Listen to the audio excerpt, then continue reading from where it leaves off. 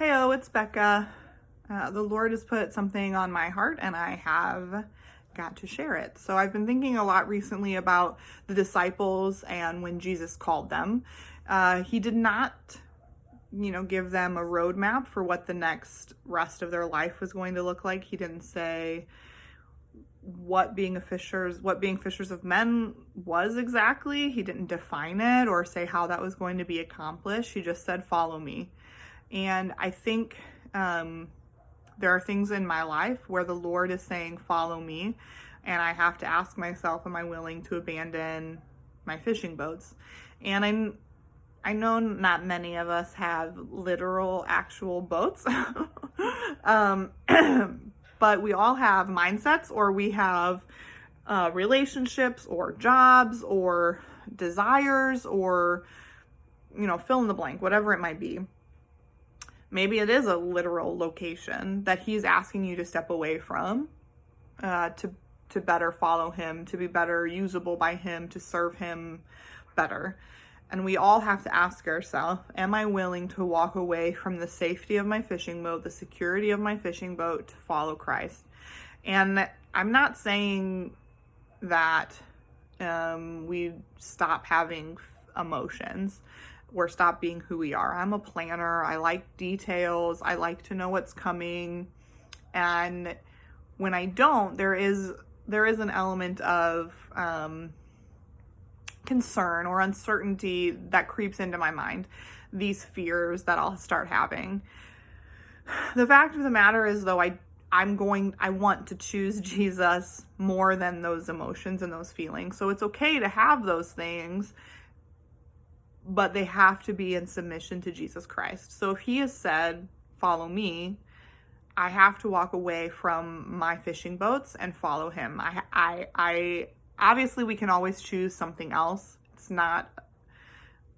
We have free will. We can choose to not walk away from our fishing boats, but being in the goodness of Jesus Christ is the best place to be. And if he has told me to step, then I have to step, because I want to be within his will. And I know that he's working for my good. And if I'm pursuing him, and if I am stepping where he tells me to step, then I know that he will give me what I need when I need it. And I have some, there are some paths in my life right now that the Lord is saying, step in this direction, and I don't know fully where they lead or what the destination will be or what's going to happen along the way. But what I do know is that he's told me move in this direction, and I have sat on some of it for a while because I've been afraid. It's uncomfortable, it's new, it's weird, but I have to step. And I know that I'll have what I need when I need it. I have to abandon my fishing boats. And when I think about the life of the church and what we're called to be as the bride of Christ, we're called to be world changers. And we don't get to be world changers if we choose to take ourselves out of the fight or to sit on the sidelines.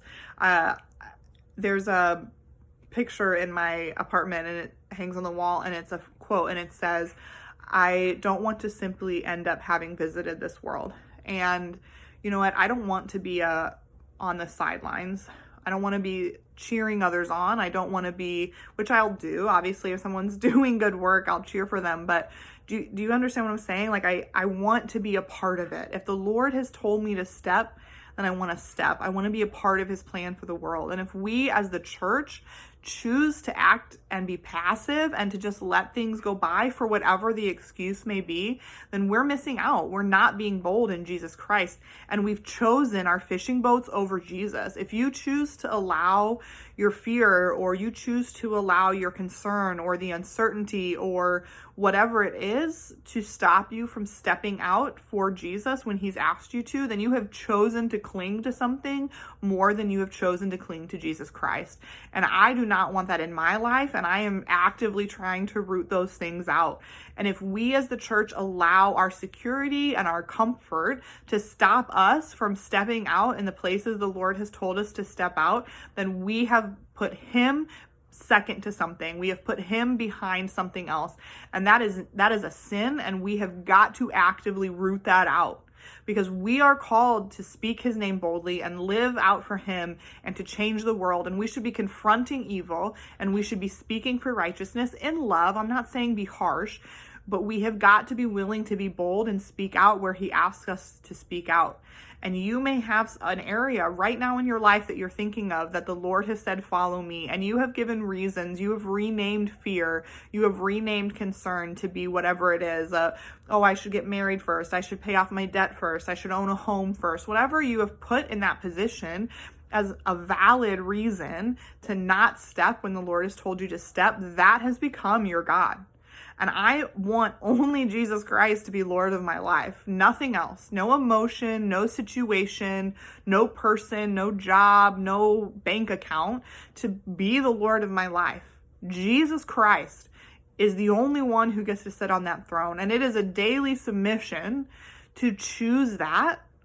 And we are called to that. That is what righteousness is, to choose to submit every area of our life to Jesus Christ. And we are not going to change the world if we choose to be passive.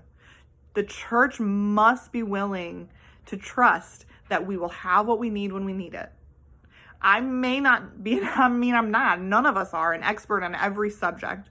We're not going to know everything. But if we see evil, we must confront it. We must speak up against it. If we want to change the world, truly want to change the world for the good of those around us, then we have to be bold. Otherwise, we've given up. There's no lukewarm Christianity. You're either cold or you're hot. And you can choose to try and exist in that lukewarm middle, but I encourage you to read Revelation and see what happens to people who choose to exist in that. Be on fire for Jesus Christ.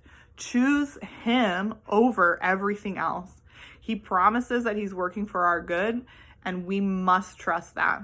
I want to pursue Christ, and I want to pursue his glory. And I pray that the Church of Jesus Christ rises up and that we begin to live like the bride of Christ. And I pray that over you today, that you choose to start thinking those things, that you choose to follow when Christ says follow. And I know it's going to be exciting. So I can't wait to see what happens for me, and I can't wait to hear what happens for you. Thanks.